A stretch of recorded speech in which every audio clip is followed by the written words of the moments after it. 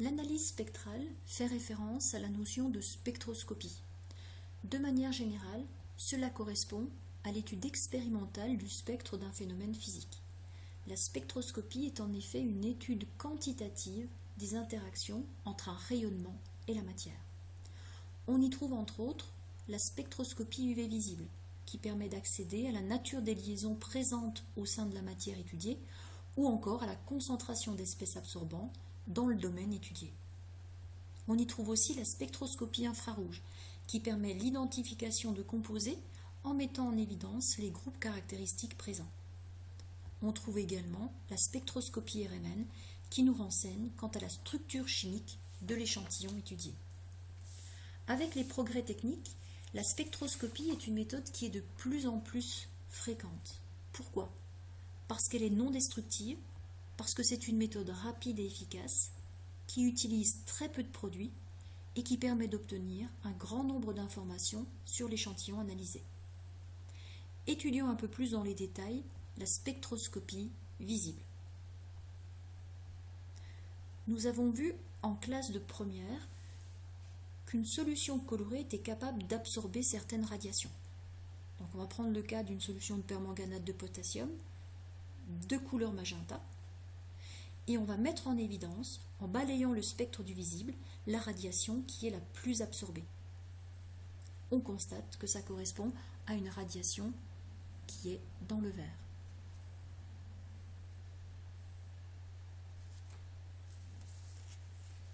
La spectroscopie visible étudie ainsi l'intensité lumineuse transmise par un échantillon quand il est éclairé avec une longueur d'onde qu'il absorbe. Pour cela, deux grandeurs physiques peuvent être mesurées, soit la transmittance, soit l'absorbance, grand A. En général, on travaille plutôt avec l'absorbance. Avec une solution de permanganate de potassium, eh bien, si on utilise le spectrophotomètre, on va se placer au maximum d'absorption. Donc on a vu tout à l'heure que c'était pour la radiation verte, et maintenant on va mesurer la longueur d'onde correspondante. Voilà. Donc on se rend compte que l'absorbance est maximale pour une longueur d'onde voisine de 540 nanomètres. Maintenant, si on veut étudier l'influence de la concentration d'une solution colorée sur l'absorbance grand A, eh bien on va effectuer une série de mesures en faisant varier la concentration de la solution et en mesurant l'absorbance correspondante. Voilà. Donc on prend une solution C0, ensuite une solution de concentration C0 sur 2, C0 sur 5 et C0 sur 10. On mesure l'absorbance pour chaque cas. En reportant ces points de mesure sur un système d'axes, A en ordonnée et C en abscisse, on se rend compte que ces points sont alignés. On peut donc tracer une droite moyenne et ce résultat met en évidence la loi de Beer-Lambert. C'est-à-dire que l'absorbance est proportionnelle à la concentration, A égale K fois C, ou plus précisément, l'absorbance est égale à epsilon fois L fois C, où epsilon est le coefficient d'extinction molaire de l'espèce colorée, L l'épaisseur de la solution traversée.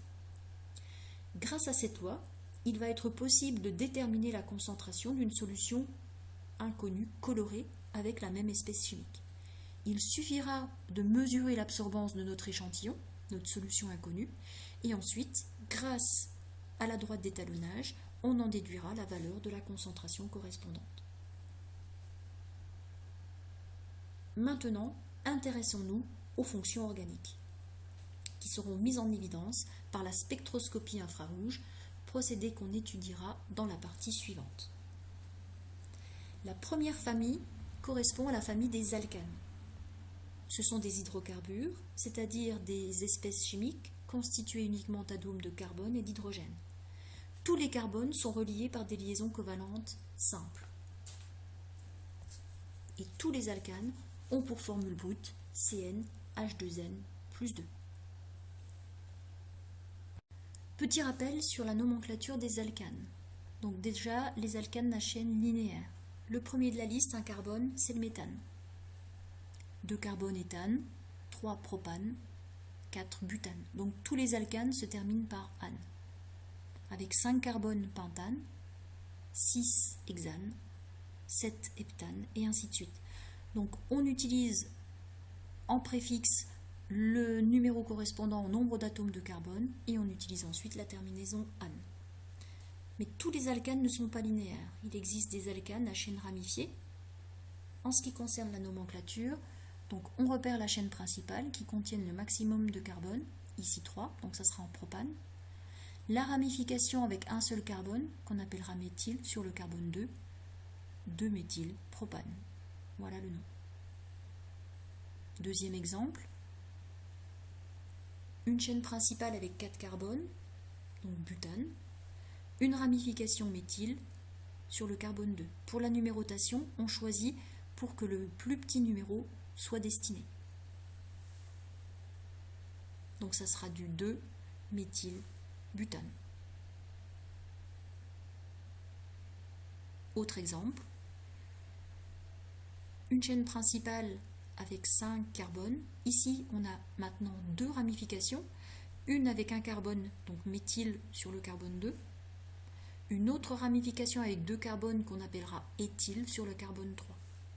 Donc ça sera du 3-éthyle, 2-méthylpentane. On utilise l'ordre alphabétique au niveau des groupements. Autre famille, les alcènes. Donc ce sont aussi des hydrocarbures, association de carbone et d'hydrogène, par exemple cette molécule. Elle possède un groupe qui correspond à une double liaison CC. Tous les alcènes ont pour formule brute CnH2n, N étant entier. En ce qui concerne le nom de l'alcène, il dérive forcément de celui de l'alcane. On remplace simplement la terminaison ane par N, précédée de l'indice de position de la double liaison. Il faut que la double liaison ait le plus petit numéro possible aussi. On verra en détail dans les activités. D'autres molécules organiques qui possèdent forcément un squelette carboné, c'est le carbone qui est l'atome principal, et il y a présence d'un groupe caractéristique. Donc, par exemple, avec cette molécule, on peut mettre en évidence le groupe caractéristique C doublement lié à O. Cette molécule appartient à la famille des cétones. Avec une telle molécule qui a pour groupe caractéristique C doublement lié à OH, on a la famille des aldéhydes. Groupe caractéristique OH, que vous avez vu l'année dernière, et ça fait partie de la famille des alcools. Groupe caractéristique C doublement lié à OOH, c'est un acide carboxylique. Voilà, donc il y aura d'autres familles à connaître, et ces familles, ce sont les 8 qui apparaissent. Donc alcool, aldéhyde, cétone, acide carboxylique, alcène, ester, amine et amide. Donc groupe caractéristique à connaître également, le nom des groupes, non. Donc pour un alcool par exemple, il faut savoir que ça correspond à la fonction OH. Pour une cétone, il faut que ça corresponde forcément à un groupe C doublement lié à O. Voilà. Ester, un peu plus compliqué, amine et amide font intervenir l'atome d'azote. Pour l'amide, vous avez en plus un atome d'oxygène. En ce qui concerne la nomenclature, le nom d'un composé organique dérive toujours de celui de l'alcane, en remplaçant la terminaison ane par la terminaison de la famille, précédée de l'indice de position du groupe caractéristique.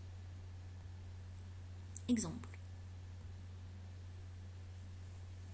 Donc on a une fonction OH, ça sera donc un alcool, le nom se terminera par ol. Cet alcool possède 4 carbones, on indique la position du groupe OH, ça sera donc du butane à ol. 4 carbones aussi, simplement le groupement caractéristique de l'alcool est sur le carbone 2, ça sera du butane 2ol.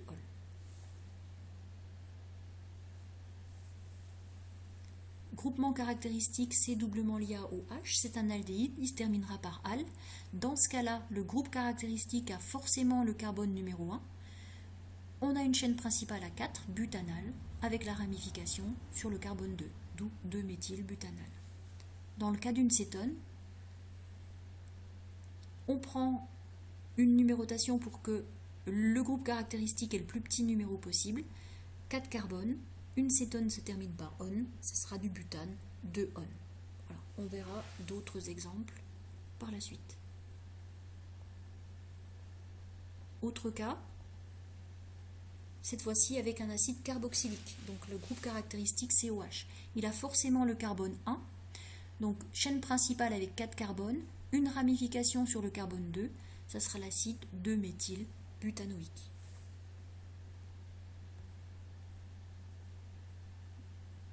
En ce qui concerne l'ester, là c'est plus compliqué parce que vous avez deux groupes qui vont intervenir. Donc un premier, celui qui possède le C doublement lié à O, c'est ce qu'on appelle la chaîne principale, la chaîne primaire. 4 carbones avec une ramification sur le carbone 2. Le groupe C caractéristique a forcément le carbone numéro 1. Et on a un deuxième groupement en CH2CH3, d'où le nom 2-méthylbutanoate d'éthyle. Donc pour les règles, on verra un peu plus dans les détails par rapport à toutes les activités qu'on va effectuer au niveau de la nomenclature. Maintenant, en ce qui concerne l'amine, donc c'est un groupement NH2. Donc là c'est pareil, on regarde la chaîne principale, on la numérote pour que le groupe amine ait le plus petit numéro possible. Donc chaîne avec 5 carbones, ça sera du 3-méthylpentane de amine. En ce qui concerne l'amide, donc le carbone caractéristique a forcément le numéro 1, une chaîne principale avec 4 carbones, une ramification méthyle, ça se terminera par amide et ça sera donc du 2-méthylbutanamide. Voilà pour les molécules organiques et leur nomenclature.